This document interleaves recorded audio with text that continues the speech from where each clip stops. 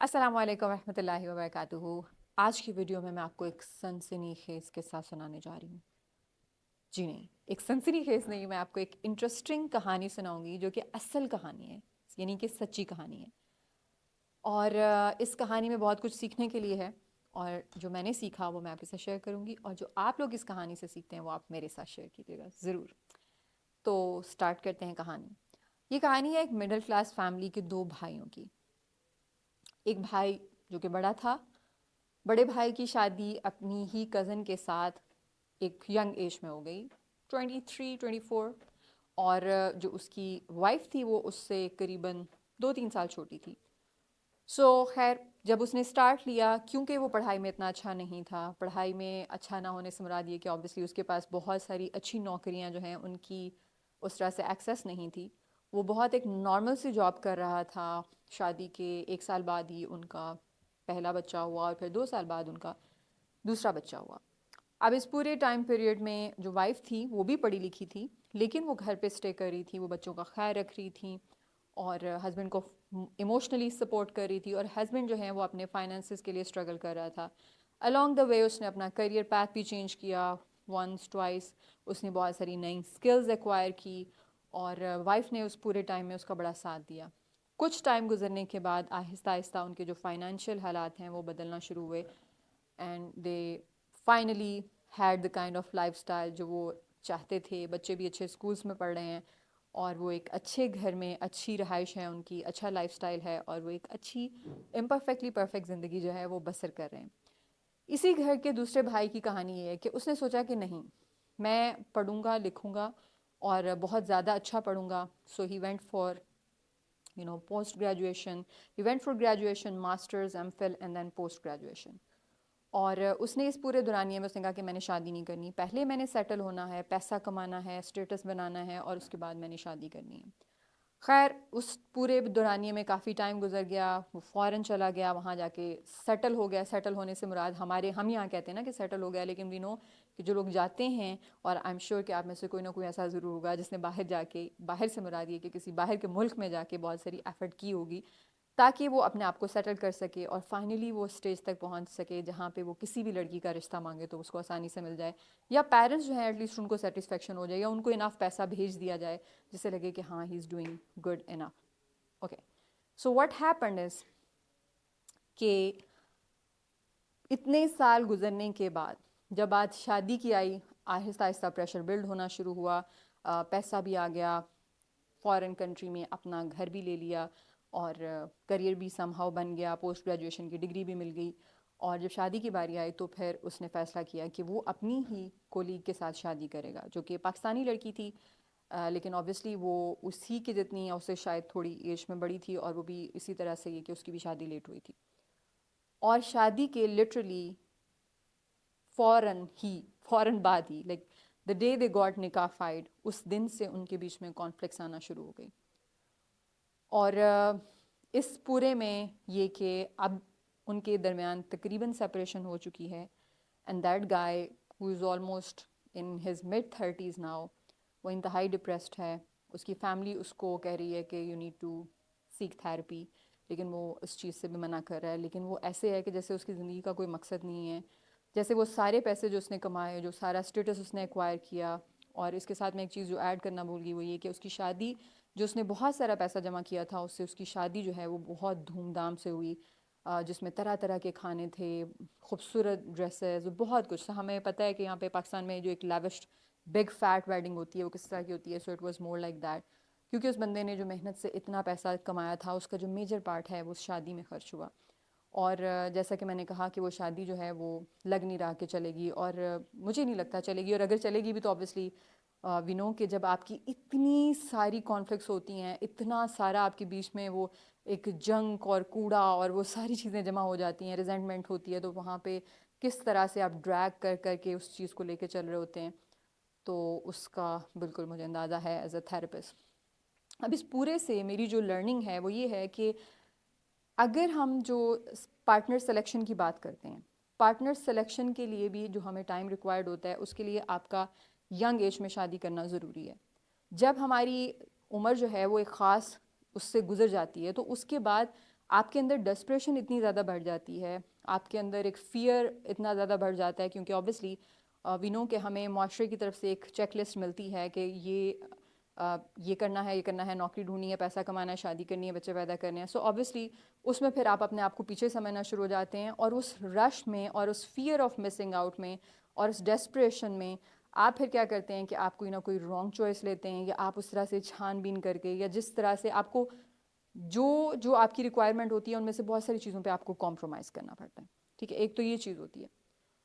دوسری چیز یہ ہوتی ہے کہ موسٹلی جب ہم اس ایج میں آ کے شادی کرتے ہیں, لائک آپ مڈ 30s میں پہنچ گئے ہیں, تو چانسز آر کہ آپ کی شادی جس بندی کے ساتھ ہوگی, اگر آپ نے اپنی فیملی آگے لے کے چلنی ہے, آپ نے یا تو یہ کہ آپ کسی جو کہ موسٹلی ایسا ہی ہوگا کہ ایک خاتون جو ہیں وہ پہلے سے شادی شدہ ہیں اور ان کی کسی وجہ سے لائک وہ سنگل ہیں, وہ بیوہ ہیں, یا وہ جو کہ ہم نہیں کرتے ہیں. اوبیسلی ایک کنوارے لڑکے کو کنواری لڑکی ہی چاہیے ہوتی ہے, اور کنوارے سے مراد میرے یہاں کے جس کی ابھی تک شادی نہیں ہوئی, نکاح نہیں ہوا, سو اس کو ایسی لڑکی ہی چاہیے ہوتی ہے.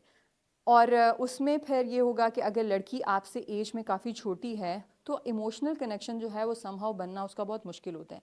لڑکی اور لڑکے میں یقیناً ایج ڈفرینس ہونا چاہیے, اور I think 5 to 7 is good enough. ٹھیک ہے, اس سے کم بھی ہو سکتا ہے, 3, 4, 5, اور اس سے زیادہ جب ہوتا ہے تو آپ کی جو ایک کمپیٹیبلٹی ہے سم ہاؤ اس میں بہت سارا کمپرومائز آ جاتا ہے. کیونکہ آپ سوچیں کہ اگر ایک انسان آپ سے 10, 12, 15, 16 سال بڑا ہے تو اس نے اپنی زندگی کے وہ تمام ایکسپیرینسز جو آپ ابھی کر رہے ہیں وہ آپ سے 15, 16, 17 سال پہلے کر لی ہیں, یا ایون 10 سال بھی مجھے لگتا ہے, ایکسیپشنز آر دیئر, لیکن 10 سال بھی مجھے لگتا ہے کہ ایک زیادہ ایج ڈفرینس ہوتا ہے.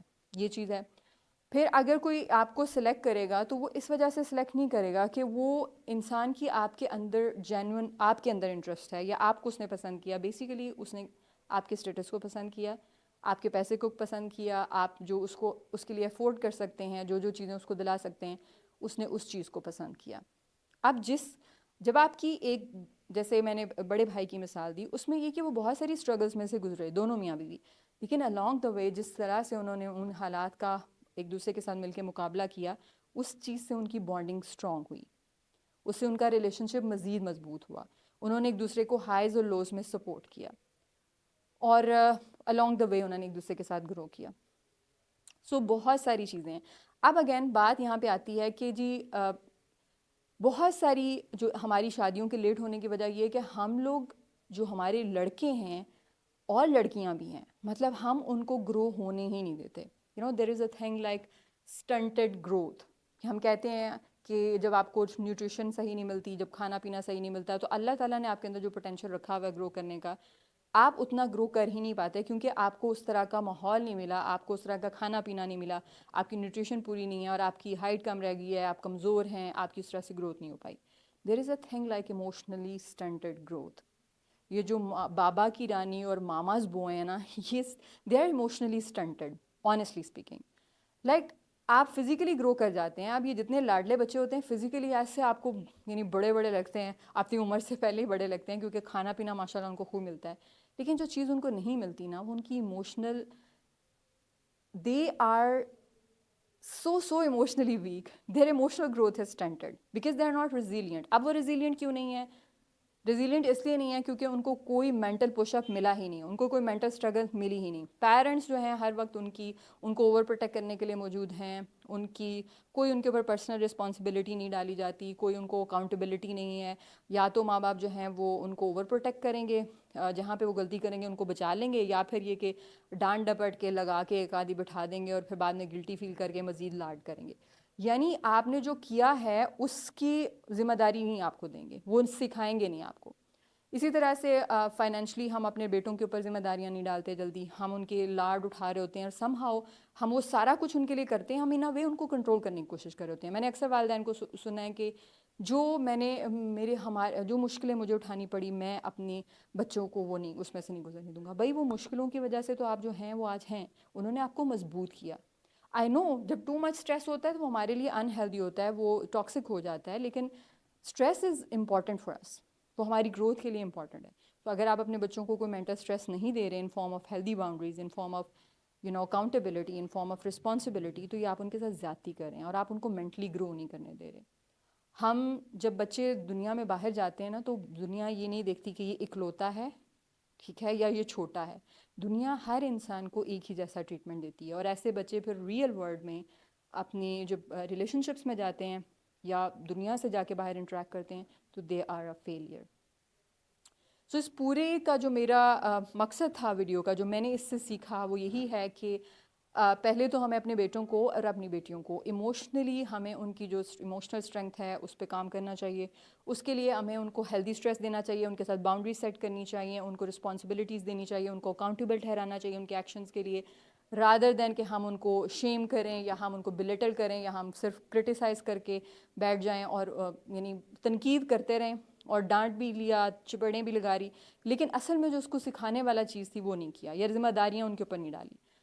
اچھا، اب جب بچے اس طرح سے گرو نہیں کرتے تو آبویسلی لڑکے زیادہ جلدی فائنینشلی اپنے آپ کو اسٹیبل نہیں کر پاتے، اور لڑکیاں جو ہیں وہ ایموشنلی اتنی اسٹرانگ نہیں ہوتی، اور اس میں آبویسلی شادی کرنا یا شادی کرنے کے بعد بھی اس کو کیسے لے کے چلنا یہ بڑا مشکل کام ہے. اور پھر سلیکشن آف پارٹنر میں بھی آبویسلی کیسے وہ اتنے کانشیس ہی نہیں ہیں، ان کو اندازہ ہی نہیں ہے ان کو شادی ہے کیا، ریئل لائف ہے کیا، کس بیسس پہ ہم نے پارٹنر کو سلیکٹ کرنا ہے، یہ چیز ہے. اور اس وجہ سے بھی ہماری بہت ساری شادیاں لیٹ ہوتی ہیں، اور لیٹ ہوتی ہیں تو اس میں اور بلنڈر ہوتے ہیں. اور اس میں جو ایک بہت امپورٹنٹ پوائنٹ ہے، دیکھیں اگر ایک انسان جو ہے اس کی 35 36 37 ایئرس تک شادی نہیں ہو رہی تو ہم جو ہیومن بایولوجی ہے اس کے اگینسٹ نہیں جا سکتے، ہم ایوولوشن کے اگینسٹ نہیں جا سکتے. آبویسلی جب آپ اتنے سال ایک لڑکی یا لڑکا ان میرڈ رہتے ہیں، اور ہم ایک ایسے ہائپر سیکشول انوائرمنٹ میں رہتے ہیں، ہم ایک ایسے انوائرمنٹ میں رہتے ہیں جہاں پہ بدی کی اور غلط چیزوں کی اور غلط کانٹینٹ کی اور غلط طرح کے لوگوں کی اور اس طرح کی چیزوں کی بھرمار ہے. لائک ایسے ہے کہ جیسے آپ آگ میں سے نکل کے جا رہے ہیں. اب imagine that you are in that age where you have these needs at your peak, اور آپ کیسے اپنے آپ کو بچا سکتے ہیں؟ یہ پاسبل ہی نہیں ہے. پھر جیسے ہم باہر پڑھنے کے لیے بچوں کو بھیج دیتے ہیں، لڑکیوں کو بھیج دیتے ہیں، لڑکوں کو ڈو وی تھنک کہ وہ وہاں پہ شرافت کی زندگی گزار رہے ہوتے ہیں؟ ہاں وہ شریف ہوتے ہیں، اگین مسئلہ ان میں نہیں ہے، مسئلہ پیرنٹس کا ہے جنہوں نے سمجھا ہی نہیں کہ بھئی آپ اپنے بچے کو جتنا مرضی اچھا سمجھتے ہیں، نیک سمجھتے ہیں، وہ ہوگا بھی، لیکن وہ جس جگہ پہ جا رہا ہے وہاں پہ جا کے اس کا شریف رہنا ناممکن ہے، ناممکن ہے، ایسا نہیں ہو سکتا.